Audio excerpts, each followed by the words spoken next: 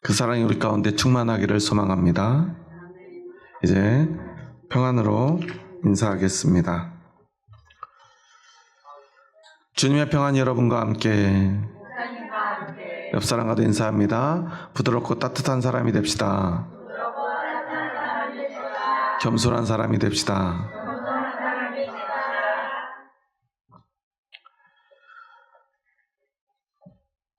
오늘은 부활절 5번째 주일이며 또한 국가적으로는 5.18 광주민주화운동 45주년 기념일이기도 합니다. 벌써 45년이 지났습니다. 하지만 여전히 가슴에 아픔과 고통을 안고 살아가는 사람들이 있습니다. 그리고 우리는 그 고통을 이겨내고 오늘 이 땅의 독재가 아닌 민주화를 이루어내었고 국민이 주인이 된 나라를 오늘도 만들어가고 있습니다. 이제 새로운 대통령 선거도 얼마 남지 않았습니다. 어떤 분들은 그런 이야기를 합니다. 믿음 있는 대통령을 뽑아야 된다. 교회 다니는 대통령이 뽑혀야 교회가 산다라고 말합니다. 하지만 우리는 기억해야 합니다. 진짜 정교 분리와 또한 기독교인의 정치 참여의 의미를 우리는 바로 알아야 합니다. 정교를 분리한 것, 정치와 교회가 분리되어야 된다라고 교회가 결정한 것은 어떤 특정 세력이 어떤 특정 종교를 어떤 특정 종교와 손잡고 탄압하기 시작하면 반드시 교회도 그 대상이 될 수 있기 때문입니다. 반대로 교회가 어떤 대통령이나 어떤 정당이나 어떤 정치 집단과 손을 잡고 그 권력을 이용해서 우리의 유익 또는 안위를 구하려 한다면, 그리고 그것으로 또 다른 어떤 종교를 탄압하려 한다면 그 화살은 반드시 교회를 향하게 될 것입니다. 그러기에 우리는 교회 다니는 대통령을 뽑으려는 마음을 내려놓아야 합니다. 얼마 전에도요, 대통령 후보로 등록하려고 얼마 전까지만 해도 대통령 선거일을 지정했던 총리가 갑자기 대형 교회에 가서 예배드리는 장면이 뉴스에 나오더라고요. 분명히 우리가 알기로는 그 안에는 점과 더 많이 관련이 있다는데 권사님이라고 이렇게 자랑을 합니다. 왜냐하면 기독교인들의 표가 필요했기 때문입니다. 왜 선거만 나오면 사람들은 갑자기 교회 가서 예배 드릴까요? 그리고 왜 목사님들은 그들을 앞에 세우고요, 인사를 시킬까요? 서로가 서로에게 필요하다고 생각하기 때문입니다. 어쩌면 오늘 정치인들이 그렇게 교회에 다니는 것, 교회에서 예배 드리는 것을 이용하도록 만든 것은 그리스도인들인지도 모릅니다. 이왕이면 교회에 나와서 예배 드리는 장로님, 집사님 또는 권사님이 대통령이 되고 국회의원이 된다면 교회에 유익할 것이라고 생각하고 표를 몰아주었기 때문입니다. 또는 어떤 목사님들이 그렇게 정치적으로 그런 것들을 이용하고 또한 앞에서 가르쳤기 때문입니다. 하지만 우리는 오히려 그렇게 교회를 이용하는 사람들을 보며 올바른 선택을 해야 될 것입니다. 우리는 그들의 손잡고 살아가는 사람들이 아닙니다. 우리는 오직 예수 그리스도의 복음으로 사는 사람들입니다.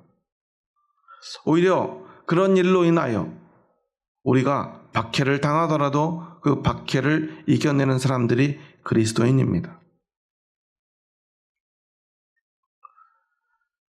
예수님은 오늘 제자들에게 새 계명을 주시겠다고 말씀하십니다. 새 계명. 왜 예수님은 새 계명이라고 말씀하셨을까? 사실 저는 개척하고 목회하면서 아마 오늘 이 본문을 수십 번도 더 설교를 했던 것 같아요. 하지만 할 때마다 어렵습니다. 이미 우리는 이 새 계명이 무엇인지 너무나 잘 알고 있어요. 그리고 우리에게는 오히려 10계명보다도 또는 레위기의 율법들보다도 이 새 계명을 더 잘 알고 있습니다. 그래서 우리 그리스도인들에게는 이 새 계명은 전혀 새로울 것이 없습니다. 하지만 예수님은 분명히 이것을 새 계명을 준다고 말씀하십니다. 새 계명이라고 한다면 그 의미를 우리는 이렇게 생각해 볼 수 있겠죠. 그때까지 그들이 한 번도 경험해 본 적 없는 계명, 이제까지 존재하지 않았던 계명, 그래야만 그것은 새 계명이 되는 것입니다. 그런데 10계명에도 엄밀히 따지면 하나님을 향한 사랑이 담겨 있지요. 이웃을 향한 사랑이 담겨 있지요. 사랑은 그 모든 계명의 기본에 깔려 있는 것이 분명합니다. 그런데도 예수님은 이것을 새 계명이라 말하면서 서로 사랑하라고 말합니다.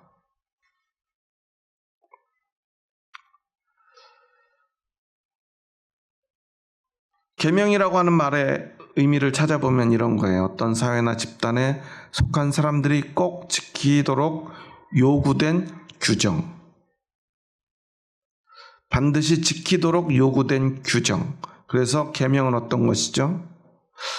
원래 구약 성경의 계명을 보면요, 무엇을 하라는 계명이 있고요, 하지 말라는 금지의 계명이 있습니다. 결국은 무언가를 반드시 지키라는 것입니다. 그것을 해야 하는 것이라면 반드시 해야 하고, 하지 말아야 하는 것이라면 절대로 하지 말라는 것입니다. 이처럼 계명은요, 우리의 실천을 바탕으로 하는 것이고요, 계명에서 가장 중요한 것은 그것을 지키되 끝까지 지키는 것, 곧 열심과 성실함이 가장 중요한 덕목처럼 여겨질 것입니다. 그래서 유대인들은요, 누구보다 그 계명을 열심히 지켰습니다. 얼마나 열심인지요, 그냥 지키지 않고 그것을 어떻게 지킬 것인지 그 조항들 하나하나를 분석해서 그것들을 만들어서 아주 구체적으로 지켜왔어요. 그러다 보니 어떤 문제가 생기냐면요, 하나님이 왜 이 계명을 주셨느냐 하는 것은 잊어버리고요, 그 계명을 지키기 위해서만 아둥바둥 해왔다는 사실이에요. 그래서 그들의 자부심은 오직 하나였습니다. 계명을 지킨다는 것. 우리는 하나님의 백성인데 하나님의 백성은 하나님의 계명을 지키는 사람이라는 것. 저도 어렸을 때부터요, 그러한 계명들을 참 많이 들었던 것 같습니다. 그중에 가장 중요한 것이 오늘 여러분들도 지키고 있는 바로 이 주일 성수일 것입니다. 여러분, 주일 성수는 어디에서 해야 된다고 배웠습니까? 어디에서 지켜야 돼요? 그냥 교회, 아무 교회? 본교회. 이렇게 배우지 않았습니까? 저는 그렇게 배웠어요. 그래서 여러분들도 아마 본교회에 나오신 것 같아요. 그리고 그러지 않으면 마치 하나님의 백성이 아니거나 구원받지 못하거나 믿음이 없는 것처럼 우리는 배워왔어요. 그래서 저도 아둥바둥 주일 성수를 위해서 참 오랫동안 애썼던 것 같아요.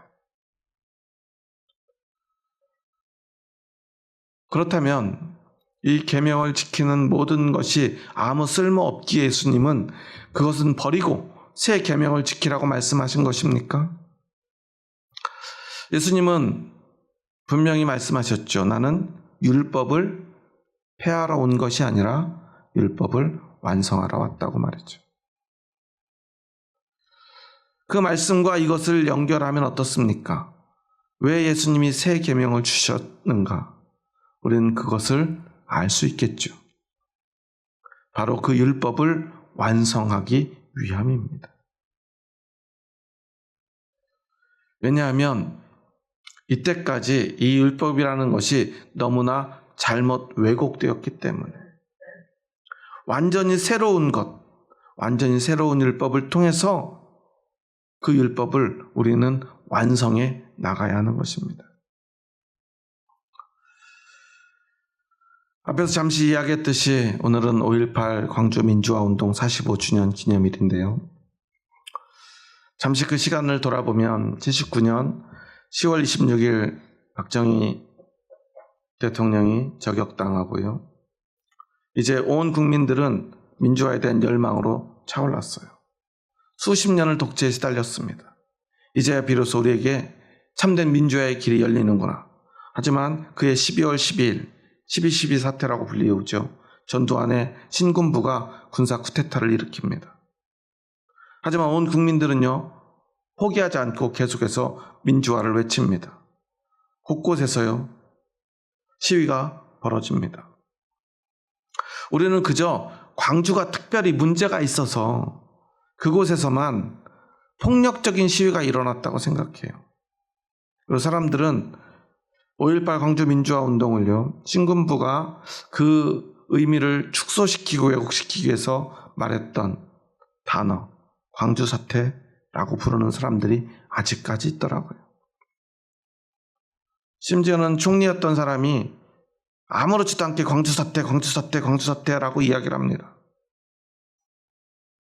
그리고 지금도 광주 사태는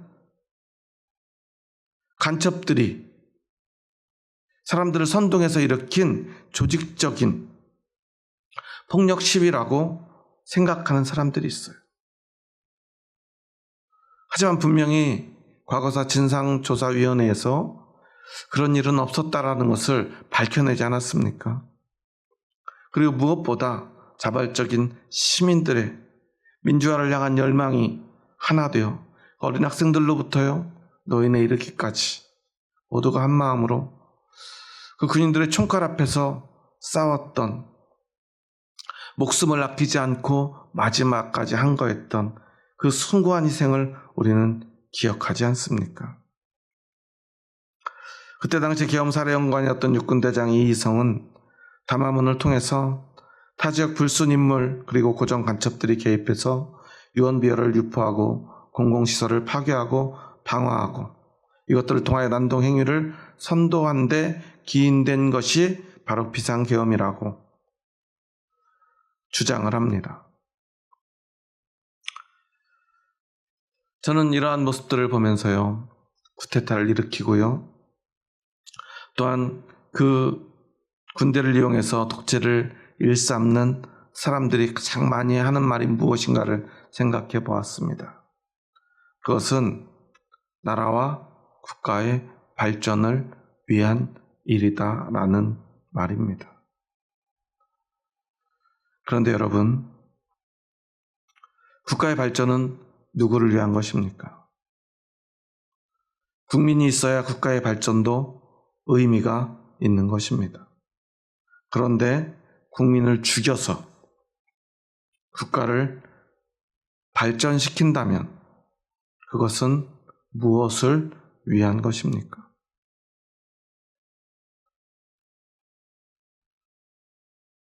오늘도요, 어떤 사람들은요, 국가의 발전을 위해서 국민들이 희생해야 한다 라고 주장합니다. 어떤 정치인들은 낙수 효과를 이야기하더라고요. 국가가 잘 살고요, 기업이 잘 살면 언젠가는 국민들도 잘 살게 된다는 거예요.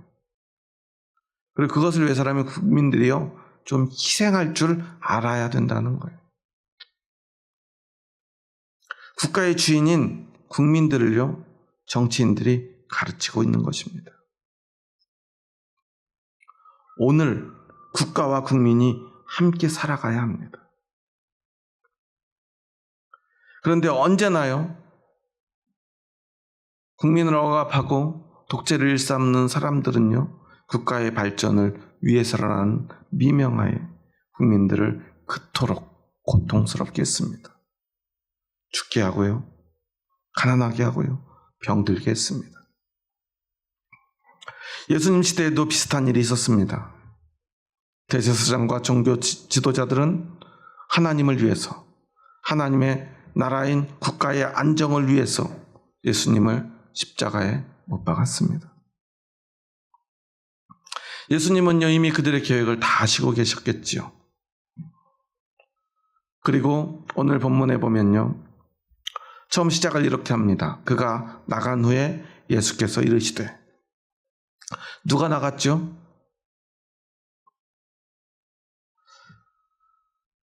제자들의 발을 씻기고요, 성찬을 나누고요, 그리고 가룟 유다가 주님과 함께 산상에 있다가요, 이제 나가려 합니다. 예수님은 가서 너희 일을 하라고 말하죠.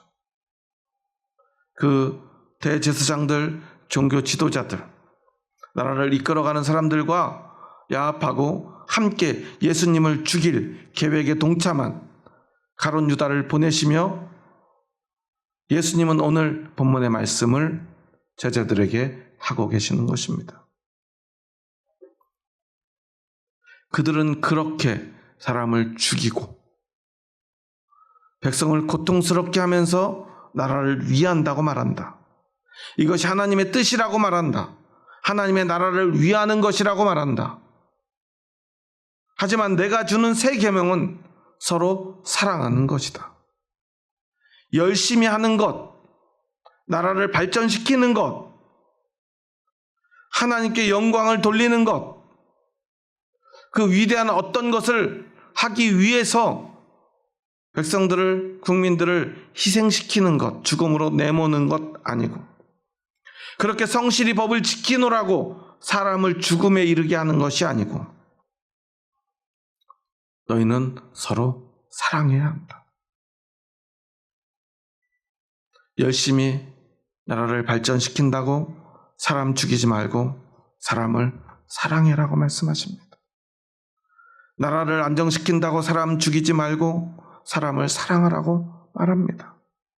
하나님 위한다고 사람 죽이지 말고 사람을 사랑해라고 말씀하십니다. 하나님 나라를 잘 세운다고 사람 죽이지 말고 사람을 사랑해라고. 사람을 사랑하는 것이 하나님을 위하는 것이고 사람을 사랑하는 것이 하나님의 나라를 세우는 거야라고 주님은 제자들에게 말씀하십니다. 오직 예수님을 죽이기 위한 계획에 동참하러 나간 가룟 유다만 이 말씀을 듣지 못했죠. 예수님의 이 새 계명은 특별한 계명이 아닙니다. 완전히 새로운 것입니다. 왜냐하면 예수님의 명령, 이 계명은 계명을 잘 지키는 사람, 열심히 지키는 사람, 성실히 지키는 사람 되라는 것이 아니기 때문입니다. 예수님의 이 계명은요, 너 자신이 계명이 되라는 의미입니다. 열심히 하라는 것이 아닙니다. 사랑하는 사람이 되라는 것입니다. 계명은요, 열심히 하고 성실히 하는 것이지만 열심히 하지 말고 성실히 하지 말라는 것입니다. 그렇게 성실히 하면 되는 것은 계명의 참된 의미가 아니라는 거예요. 사랑이라고 하는 단어, 그것은요, 국어사전에서 이렇게 정의하고 있어요. 다른 사람을 애틋하게 그리워하고 열렬히 좋아하는 마음, 다른 사람을 아끼고 위하여 소중히 여기는 마음. 정치인들이요, 참 국민들을 사랑한다고 말합니다. 나라를 사랑하고 나라를 발전시키기 위해서 자신이 대통령이 되고자 한다고 말합니다. 그런데 어떻게 국민들을 향해 총칼을 겨눌 수가 있습니까? 어떻게 계엄을 선포할 수가 있습니까? 군인을 동원할 수 있습니까? 사랑이라고 하는 말의 어는 여러 가지 설이 있지만 그 중에 가장 유력한 설 중에 하나가요, 한자어 사량에서 유래되었다는 설인데요. 생각할 사, 헤아릴 양, 누군가를 끊임없이 생각하고 헤아린다는 뜻입니다. 상대를 그리워하고 생각하는 마음. 즉, 이 계명을 완전히 새롭게, 이제까지 없었던 새로운 계명을 주시면서 왜 예수님이 누구나 다 아는 이 사랑이라는 말을 했을까? 그것은 하나님이 주신 이 계명의 참된 의미는 잊어버린 채 그 계명만을 바라보며 계명을 어떻게 지킬지만 생각하며 그것을 더 잘 지키는 법을 찾아내며 그렇게 열심히만 달려간 그들에게 이제 이곳에서 멈추라고 주님은 말씀하고 계십니다. 열심히 하지 말고 생각하라고 말이죠. 누구를 생각합니까? 하나님을 생각하고 형제를 생각하라고 말이죠. 그래서 예수님은 말씀하십니다. 서로 사랑하라. 내가 너희를 사랑한 것 같이 서로 사랑하라. 내가 누구입니까? 삼위일체 하나님의 한 위격이신 예수님. 예수님이 그들을 사랑하십니다. 그 말은 하나님이 우리를 사랑하신다는 의미입니다. 그 사랑을 받은 자로 너희가 서로를 사랑하라는 것입니다. 이것이 바로 예수님이 말씀하시는 전혀 새로운 계명입니다. 그런데 오늘 우리 교회는 어떻습니까? 우리 한국의 교회들은 어떻습니까? 오늘도 열심히 달려가고 있지는 않습니까? 그렇죠. 한 번 더 빠짐없이 예배 드려야 하고요. 헌금해야 되고요. 기도해야 하고요. 기도를 몇 시간 이상 해야 되고요. 말씀을 몇 장 이상 봐야 되고요. 묵상해야 되고요. 그리고 좋은 일, 남을 섬기는 일, 구제하는 일, 많은 일들을 해야 합니다. 하루하루가 얼마나 바쁘고 벅찬지 모릅니다. 일주일 내내 세상에 나가서 일하고요. 토요일이면 주일 준비하고요. 주일 하루 종일 교회에서 봉사하고요. 그렇게 누구보다 열심히 살아갑니다.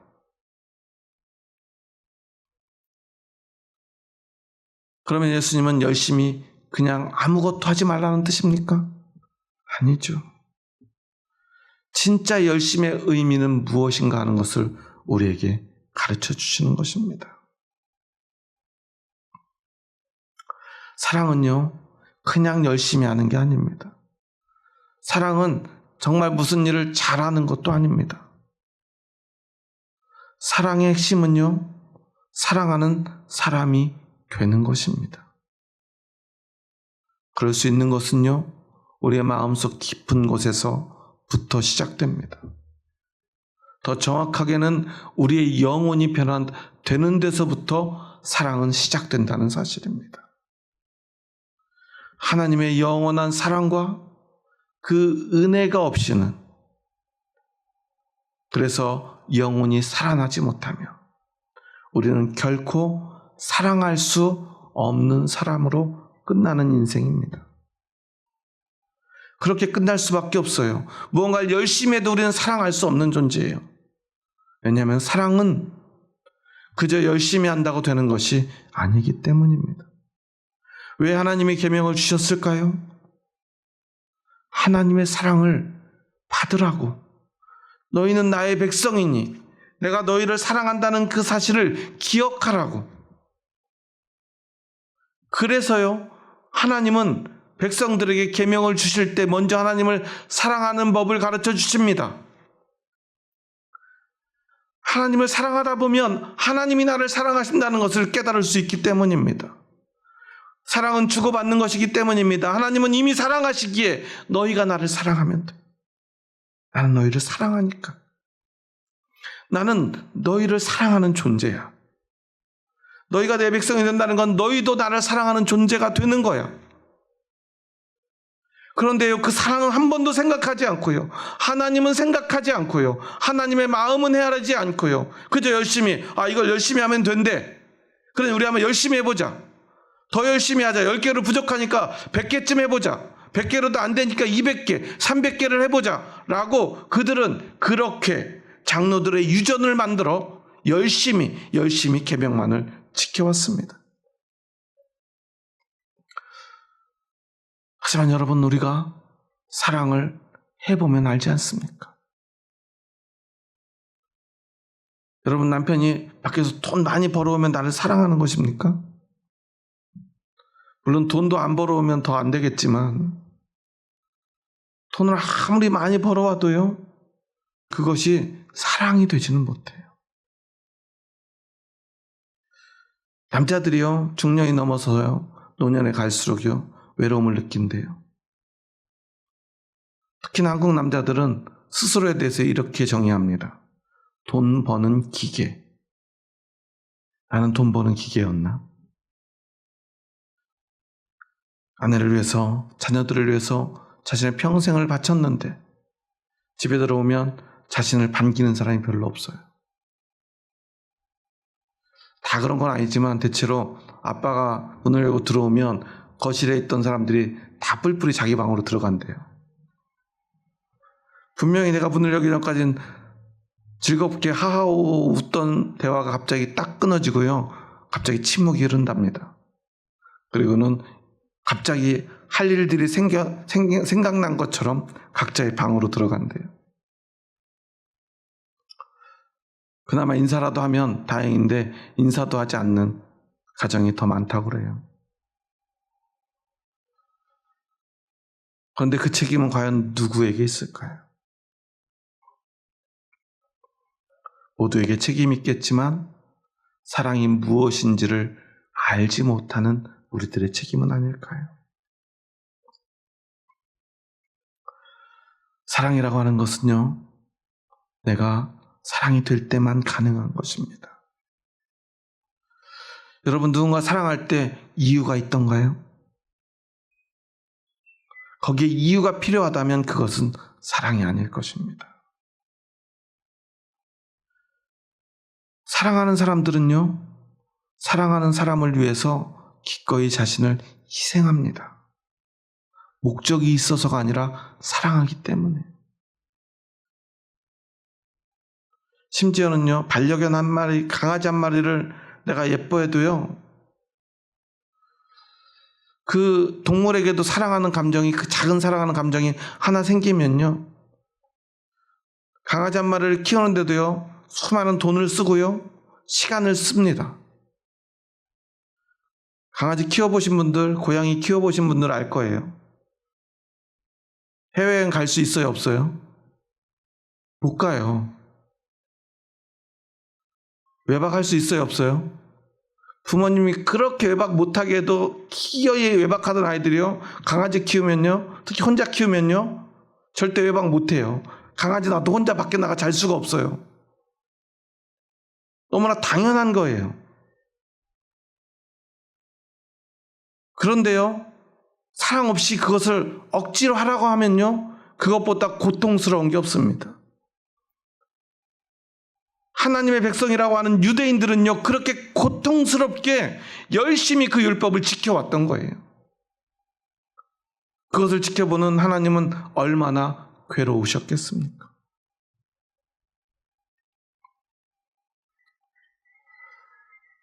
서로를 향한 사랑이 있을 때, 사랑받을 만한 사랑스러운 사람이 될 때, 그 율법은 우리에게 기쁨이 될 것입니다.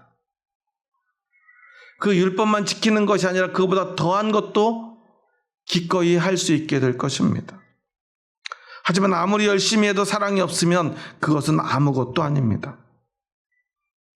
고린도전서 13장에 보면 이런 말씀이 있죠. 내가 사람의 방언과 천사의 말을 할지라도 사랑이 없으면 소리나는 구리와 울리는 꽹과리가 되고, 내가 예언하는 능력이 있어 모든 비밀과 모든 지식을 알고 또 산을 옮길 만한 모든 믿음이 있을지라도 사랑이 없으면 내가 아무것도 아니요 내가 내게 있는 모든 것으로 구제하고 또 내 몸을 불사르게 내줄지라도 사랑이 없으면 내게 아무 유익이 없느니라.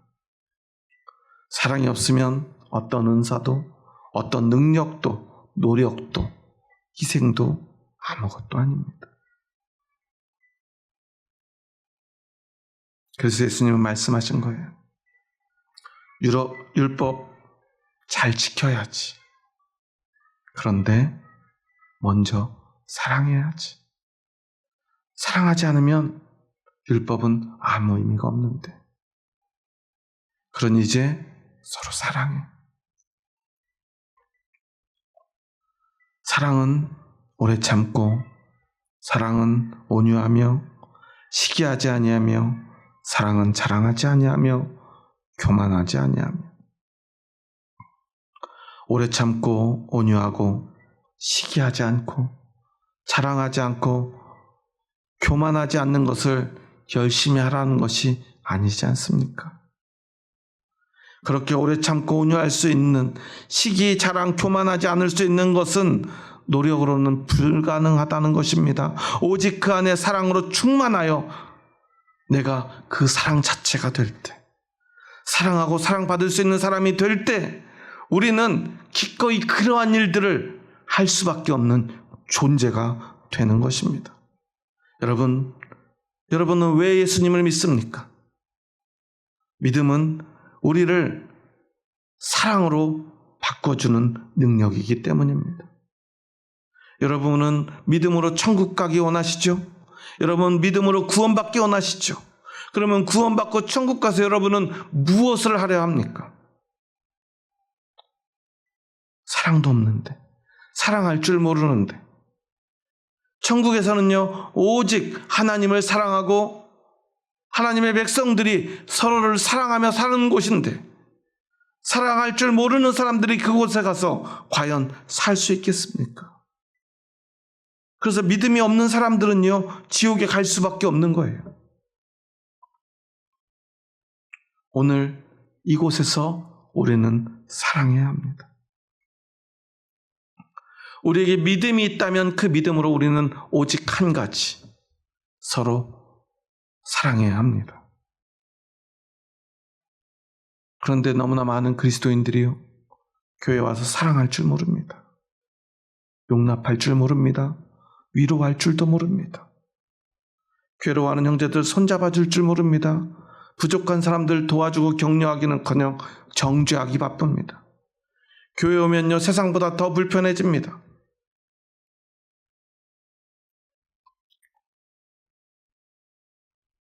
제가 대학교 2학년 때 저하고 초등학교 때부터 항상 한 반이었던, 제가 반장을 할 때 매일 부반장을 했던 친구예요.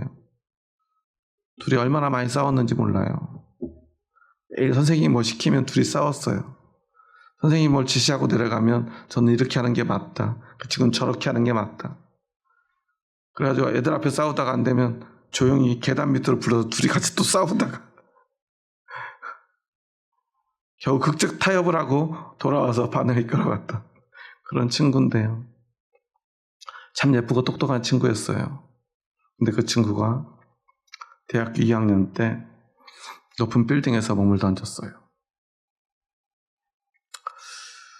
왜 그런가 나중에 소식을 들어보니까요, 원치 않는 아이를 가지게 됐었대요. 대학교 2학년밖에 되지 않았는데. 그런데 그 남자는 자신을 배신하고요, 결국 아마 많은 고민을 했겠죠. 그런데 저는 그 사실을 믿을 수가 없었어요. 왜냐하면 저만큼이나 열심히 교회를 다니던 친구였기 때문에. 어떻게 교회 다니는 친구가 자살할 수 있었을까? 이해가 되지 않았어요. 살았어야지. 하필요 그 친구가 몸을 던지기 일주일 전에 제가 우연히 버스에서 그 친구를 만났어요. 정말 슬퍼 보였는데요. 무슨 말인가 하고 싶었는데, 잠깐 얘기 좀 하자고 하고 싶었는데요, 어쩌다 보니 그냥 지나치고 말았어요. 그 후에 제가 군에 가서 그 소식을 들었는데요, 잠이 오지 않았어요. 너무나 괴로웠습니다. 생각하고 또 생각했습니다. 왜 그랬을까? 그래도 교회 다니는 친구인데, 믿음이 있는 친구인데 견뎌냈어야지, 이겨냈어야지, 아니면 교회라도 도움을 청했어야지. 그런데 그때 그럴 수 없었겠구나 라는 생각이 제 머리를 스쳤습니다. 교회 다녔기 때문에 죽었을지도 모르겠구나. 교회에다가는 절대 말하지 못했겠구나. 더 정죄받았을 테니까, 더 비난받았을 테니까, 더 괴로워졌을 테니까. 아니, 어쩌면 교회 다녔기 때문에 그 아이가 죽었겠구나. 차라리 믿음이 없었더라면, 세상에서 그냥 잘 놀고 함부로 살던 친구들처럼 그냥 대충 막 살았더라면 그 친구는 죽지 않았을 수도 있었을 텐데, 그냥 누구보다 성실했고 착실했고 믿음이 좋았기 때문에, 교회를 열심히 다녔기 때문에 죽었을지도 모르겠구나. 그것 때문에 저는 너무나 괴로웠습니다. 교회가 손잡아줘야 될 아이를 교회가 죽음으로 내몬 것은 아니었을까 하고 말이죠. 예수님은요, 우리에게 사랑이 되어 우리에게 그 사랑을 모두 불태우시고 십자가에 달리셨습니다. 열심히 그냥 노력하신 것이 아니고요, 완전히 사랑이 되어 우리에게 그 사랑을 전부 주시고 가셨습니다. 그 사랑은 우리에게 생명이 되었습니다. 영원한 생명의 소망이 되어 이제 비로소 우리는 사랑할 수 있는 사람, 하나님을 사랑할 수 있고 형제를 사랑할 수 있는 능력이 생겼습니다. 그 능력으로 부름받은 사람들이 모인 곳, 그곳이 바로 이 교회이지 않습니까? 그렇다면 우리는 사랑해야 되지 않습니까? 용납해야 되지 않습니까? 그런데 오늘 우리는 사랑하고 있습니까? 정말 사랑하고 있습니까? 율법을 핑계로 오늘도 약하고 연약한, 금방이라도 불꽃이 꺼져버릴 것 같은 그 힘없는 영혼들을 교회가 죽이고 있는 것은 아닐까요? 예수님은 그 율법을 빙자한 폭력 앞에서 십자가에 달리실 것을 아시고,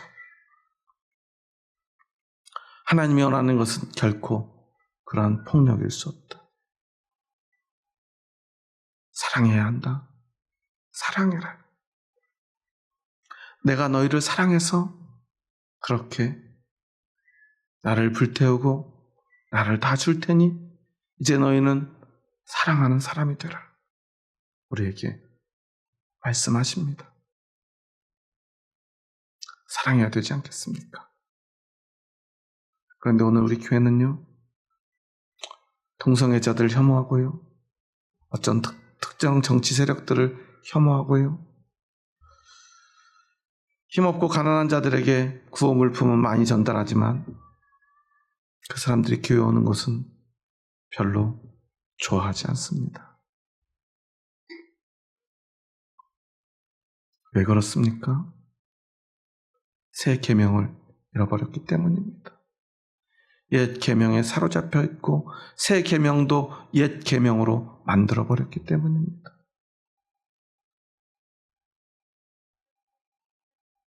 예전에 어떤 목사님이 그러더라고요. 온유해야 된다. 오래 참을 줄 알아야 된다.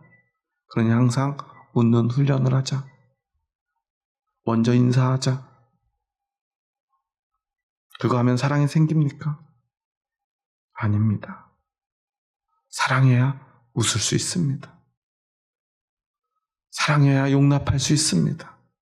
사랑해야 안아줄 수 있습니다. 사랑해야 살려낼 수 있습니다. 사랑해야 우리는 하나님의 백성이고, 사랑해야 예수님의 제자입니다.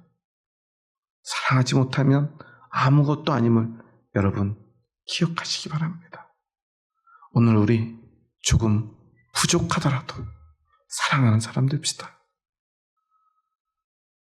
오늘 집에 가면 남편들에게 말씀해 주십시오.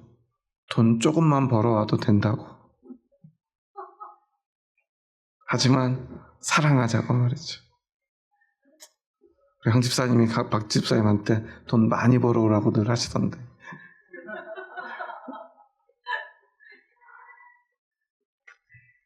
서로 사랑을 확인했기 때문에 하는 말씀이라고 저는 믿습니다.